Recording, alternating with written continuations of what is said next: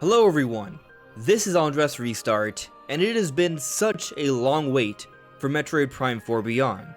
And over these years, I've had such confidence that Metroid Prime 4 would be incredible, and I still feel that way. Even after all the reviews have come out. In fact, some of these reviews have actually helped to alleviate some of the minor concerns I have had. However, the fact still remains that from what we're seeing of reviews, it's divisive. And so that's what we're getting into today.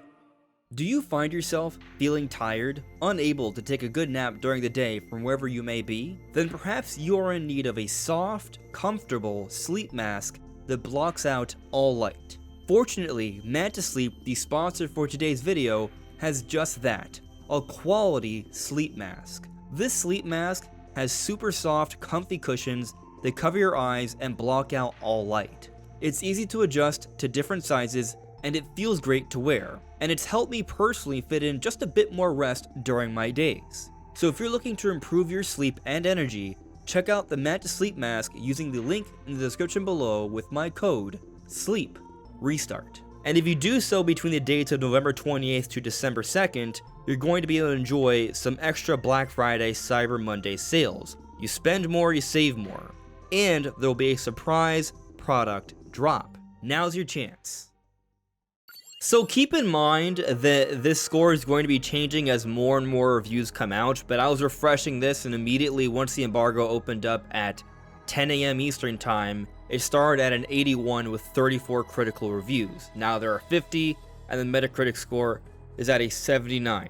As you can see here, it's mostly positive, but there are some mixed reviews, and these mixed reviews I do find to be quite baffling. It's really quite shocking that some of these outlets would go with such a low score from basically what they've explained. And like, you look at VGC, Metroid Prime 4 feels like a game stuck between two worlds. When it's emulating previous entries, Beyond is a blast with excellent boss battles and some truly gorgeous environments to explore. But this is eventually bogged down by out-of-place additions, awkward storytelling, and an overly aggressive hand-holding that spoils the discovery. And this is the part I want to focus on here, because we saw outlets like VGC and also Eurogamer really harp on this during their previews. But the most people have actually been saying that it's not really that bad at all, and that's kind of the good news of the matter here. It's really just tutorial stuff, so the fact that they're really harping on it in their reviews certainly has me kind of questioning their motives personally. That said, these are the lowest scores we've seen, which is actually also kind of interesting to see that VGC and Eurogamer, the two big outlets that were really harping on this, are providing the lowest reviews for Metroid Prime 4, yet the masses are suggesting some pretty good scores. Not 10 out of 10, but some pretty good scores. Game Informer, for example, I consider them to be very reputable. They said some very positive things about the experience. Here's their summary. My annoyances with Beyond are vastly overshadowed by a pristine, rock-solid science fiction exploration experience. Discovering all Vuros has to offer is incredibly rewarding and delivers an unmatched sense of alien ambience. That's what I'm looking for here. The wait for a new Metroid Prime has been long, but it only takes a few minutes in Beyond to remember why we've been so eager to re-enter this universe for the past 18 years. I think that's a wonderful, wonderful summary. But what about some specific details here? So reading this part here, the first-person action gameplay is familiar to previous Prime games and feels good. Samus's new psychic powers don't radically change the fun lock-on shooter gameplay, but I enjoyed remote controlling the control beam at opportune times in boss fights and to solve puzzles. The pacing and unfolding of each location are immaculately designed. I actually find this part interesting, because here we're reading from this review that the pacing of this game is incredible, yet for VGC and Eurogamer, not so much. So it's just an interesting difference of opinions here, but continuing, funneling you toward objectives while consistently planting seeds that make you want to return later with expanded abilities. The desert hub area where Samus drives her motorcycle between objectives is the perfect size, big enough that the motorcycle feels necessary, but not so big that you're ever driving for too long. But let's move on to this Nintendo Life review, because they say some very interesting things as well.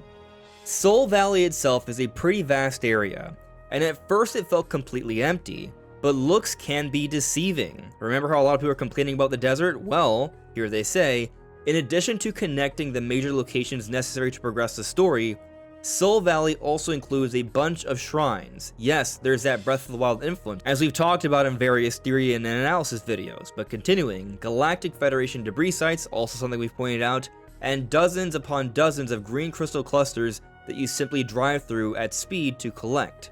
Ultimately, including such a meaty open world amongst the usual labyrinthine biomes is a stroke of genius on Retro's part. Think about how Metroid games, or really any Metroidvania title, work. Completely different environments will be separated by a mere door or an elevator. And while this works perfectly well from a gameplay perspective, logically it doesn't make a lot of sense. What Soul Valley demonstrates is that these games don't need to be confined to dense corridors for the duration of that experience. You can open up the world, make the biomes link together more logically, and still maintain the essence of that classic Metroid experience. I can't wait to see how it influences the genre going forward. And then skipping ahead a little bit, because I think some people are going to be very curious about this element.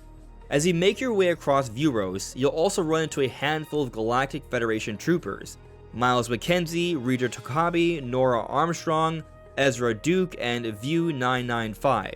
Honestly, none of them are even remotely as irritating as previews suggested. This is Nintendo Life saying that here. And I genuinely came to enjoy their presence. There are brief moments where one or two might join you in the fight, but these are kept to a minimum, and Retro wisely ditches them before they outstay their welcome. Overall, the dialogue is a lot stronger than anything seen in Corruption, and the voice actors do a wonderful job at bringing them to life. Taking a look at some of the most positive reviews though, Nintenderos. Metroid Prime 4 Beyond is without a doubt the return that fans of the saga have been waiting for almost a decade.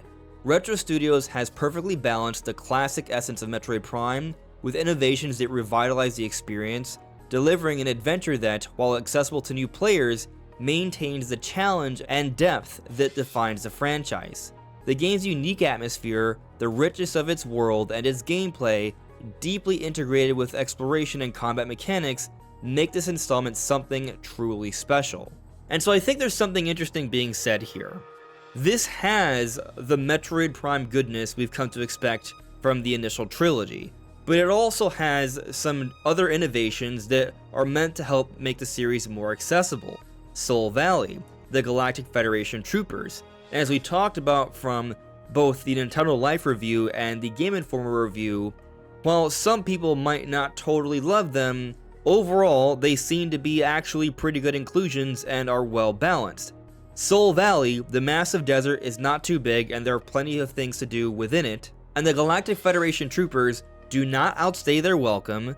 Some people may not like their dialogue, but it is far improved compared to Prime 3, and the overreactions from previews that Miles McKenzie would be tagging along with you throughout the entire adventure, well, were overreactions, they were overblown. Now, Miles McKenzie can be heard throughout the game. He does provide you some intel at different points throughout your adventure, kind of like the hint system to find out where you're going next, like in prior Prime games, except you do hear from Miles. But it's nothing nearly as consistent as any other sort of companion character you've ever seen in any game, including Navi or anything like that, or Ashley from Resident Evil.